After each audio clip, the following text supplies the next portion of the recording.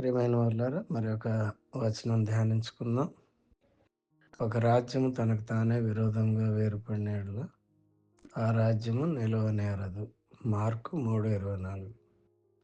ఈ లోక రాజ్యాలు ఎందుకు వేరుపడ్డాయి?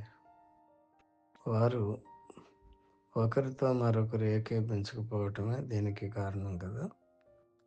దురదృష్టవశాత్తు ప్రభువైన యేసుక్రీస్తు వారి యందుండి ఆయన సంఘములో ఉన్న వారి మధ్య కూడా విభజనలు చూస్తున్నాం.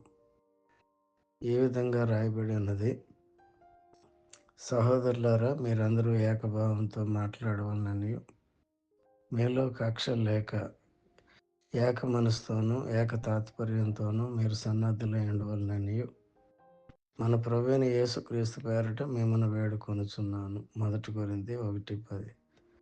ప్రభువైన యేసుక్రీస్తు శిరస్సుగా మరియు మనం ఆయన శరీరంలోని అవయవాలుగా ఉన్నాము.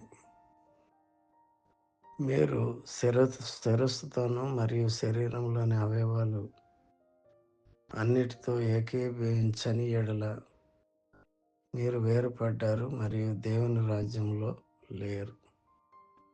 కాబట్టి ఎవరైనా యేసుక్రీస్తు ప్రభు యొక్క శిరస్సు కింద లేకపోతే, సంఘం అనే క్రీస్తు శరీరంలో లేకపోతే, వారు విభజింపబడితే, క్రీస్తుకి వేరుగా ఉన్నవారంతా కూడా క్రీస్తుతో పాలువారు కారు కనుక పరలోకంలో వారికి పాలు పంపులేవు.